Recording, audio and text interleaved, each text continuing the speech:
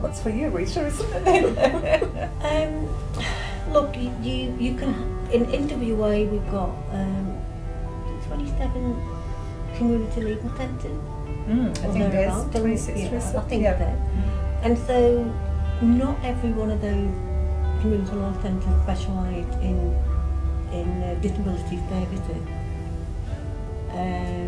There are only a handful of community law centres that do this kind of work, and at Golda Street, our department are the only disability discrimination provider in the whole of WA. Isn't that shocking? Yeah, so it really... It is, and what we're finding with the cases is that the disability discrimination law, and you probably found this as well, Rita, that it's not straightforward by any means. And the way the legislation sits at the moment that we're really advocating to get changed is that sadly it's a person with a disability that actually has to demonstrate that it's because of their disability that they're being discriminated.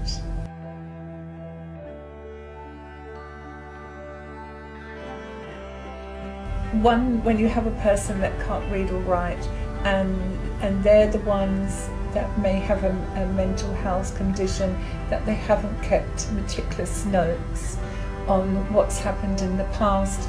Oh my goodness, I just feel for that person, and we're pretty good fighters between Rita, Golda and I, and we fight just about to the death.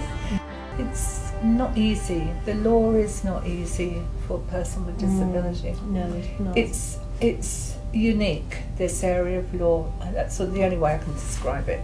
Unique and harsh. And unfortunately, the legislation that we're talking about, it's not robust enough.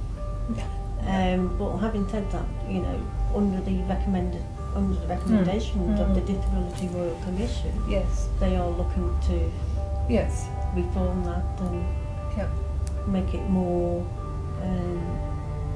robust, aren't they?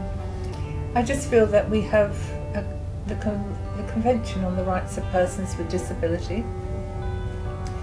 That was the fastest convention actually signed up to and created.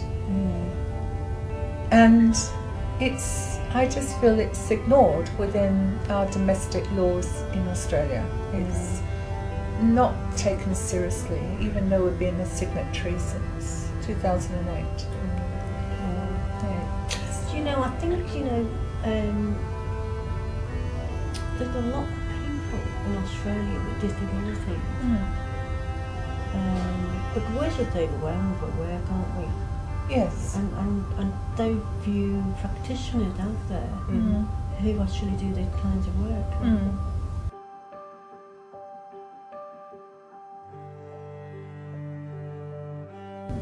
Getting resolved at all.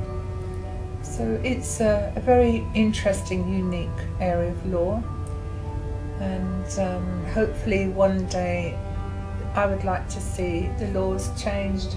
There is a lot of movement at the moment in terms of having a National Human Rights Act. Yeah. I know Europe have the European Human Rights Act. Yep. And that's really, really good.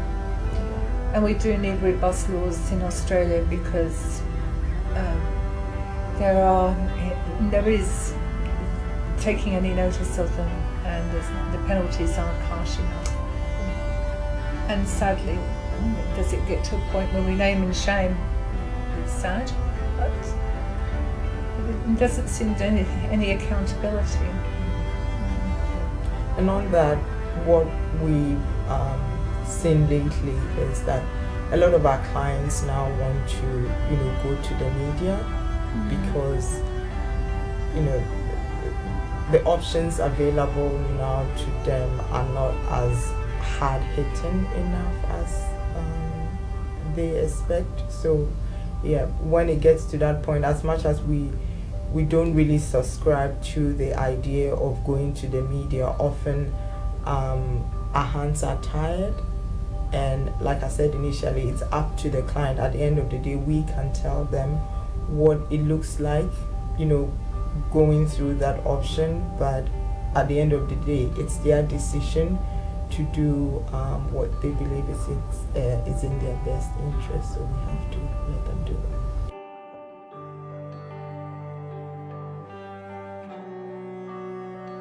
Yes, definitely. I think because it's like a one-stop shop of information that parents can tap into, and also so they can know, where to go if they need help to support them and their children as well. Yeah, and not just for parents, but for everybody who works with people with disabilities, be it a carer, a support person, a friend, a neighbor. As long as this information is out there, it's open for people to tap into and then help people with disabilities access the resources that they need.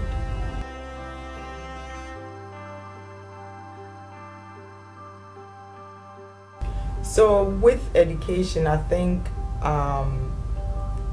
advocacy is the big one, because often you have parents who don't really know, what their rights are, and even when they do, it's difficult for them to approach the education, sector with and request for the support that they need. So when they get advocacy, you only, we tend to advise that you get legal help when they are at the point where they've tried everything and nothing is working.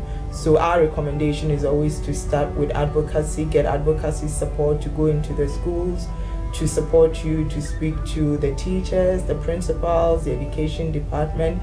And then if that doesn't work, then we can come in and support you to take the next step.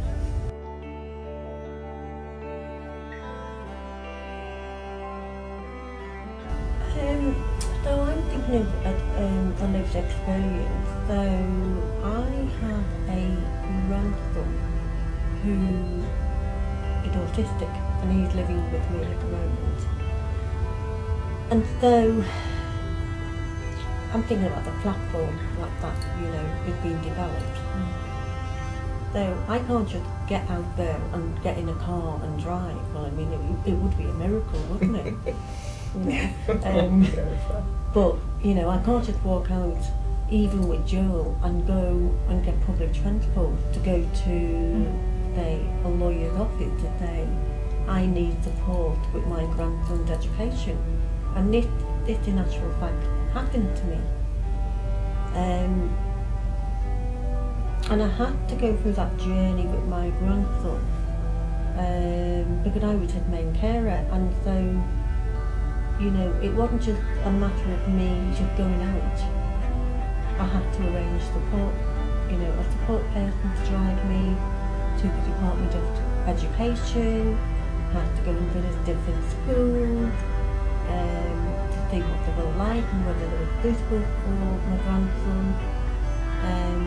And it was hard work. It took about, and then I had to think about, well, even though I am a lawyer and I know the law, but it becomes very personal when it's a member of your family. But thinking about the platform that is being developed, Disability Legal Connect, I could have just gone into my home office, got on that computer, gone into that Disability Legal Connect, gone into the referral tool, and did all what I needed to do, and would have done all this within my home without having to worry about getting support to get me out there to go and access the services. So I feel really passionate about it. That is fantastic.